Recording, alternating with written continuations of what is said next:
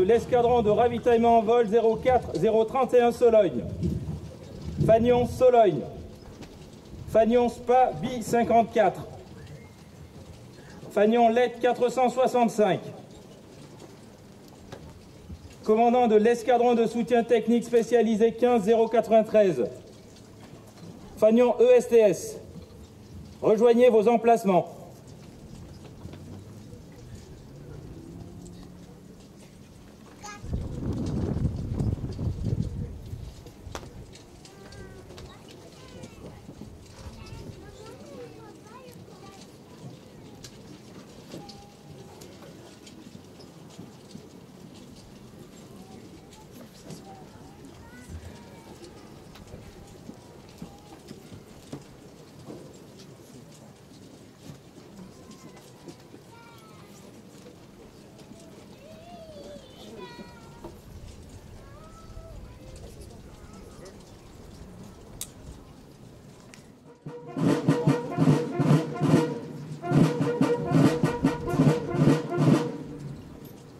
Ordre du jour numéro 1.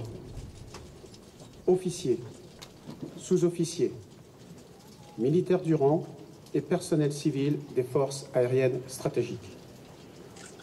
Ce 30 juin 2025 marque l'épilogue d'une aventure singulière pour l'armée de l'air et de l'espace. La fin de plus de 61 années de service pour le ravitailleur Boeing C-135.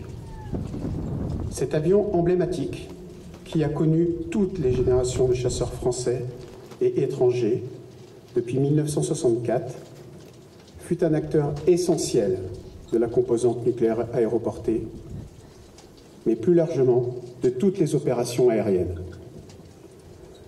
Commandé par le général de Gaulle lui-même, le C-135F et le Mirage 4A équipé de l'AN-11 formèrent le premier tandem au service de la dissuasion nucléaire aéroportée, dont l'allonge stratégique permettait d'atteindre des objectifs lointains. Très vite, l'augmentation significative du rayon d'action des avions de chasse pour le ravitaillement en vol modifia profondément les opérations aériennes.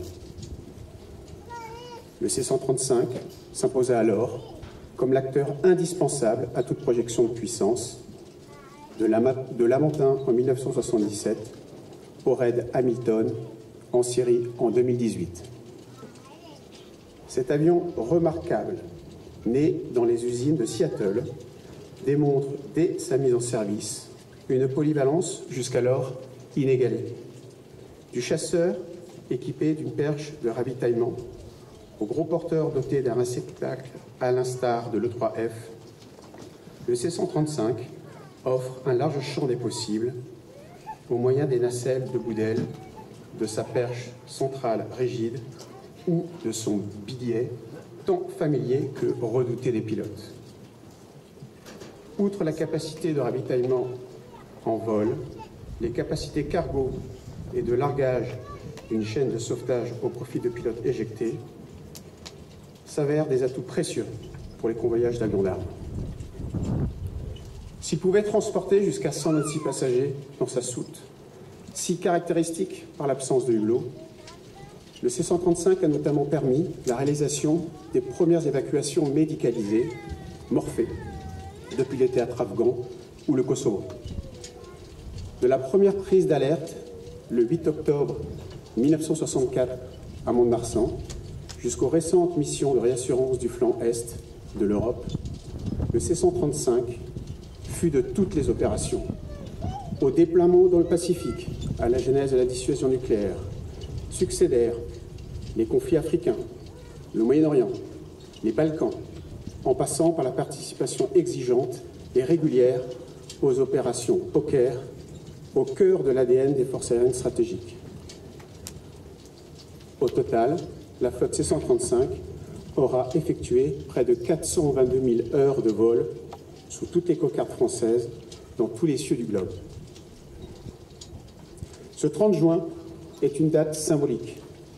Il y a tout juste 53 ans, le C-135F numéro 473 s'abîmait en mer au décollage d'Ao en Polynésie, emportant avec lui l'équipage du commandant Duguay, ainsi que 2 spécialistes météo partis pour une mission de reconnaissance au profit du Centre d'expérimentation du Pacifique.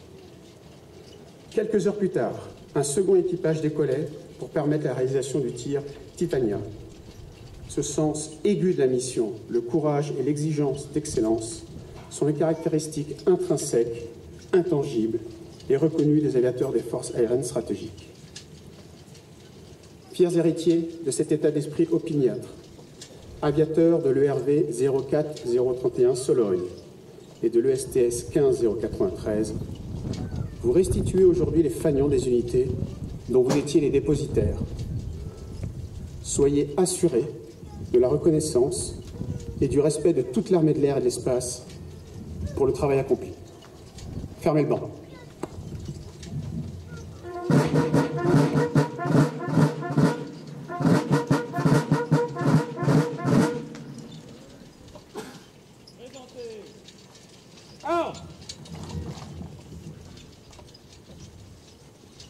Présentez les fanions.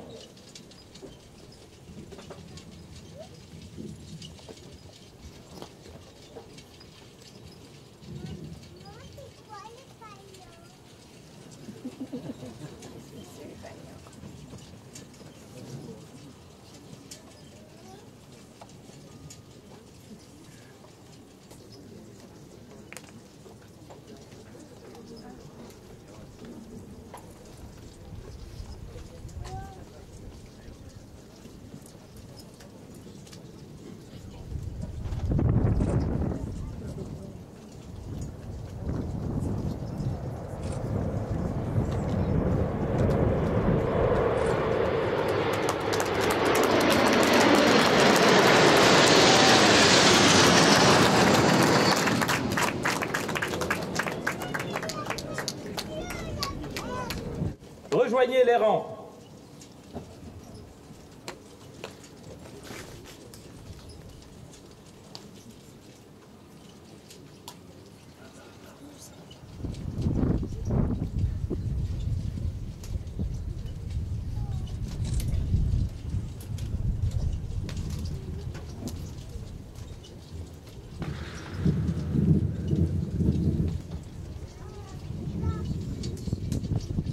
Repos.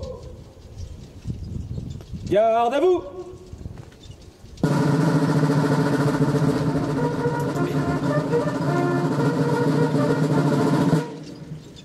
Présentez. Armes.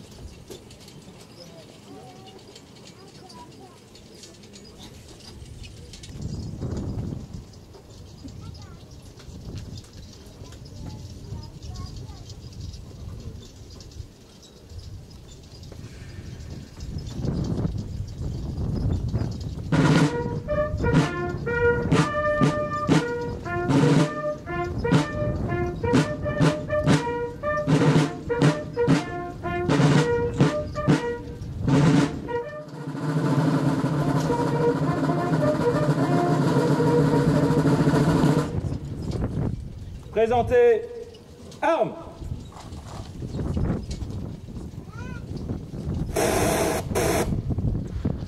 Le drapeau et sa garde.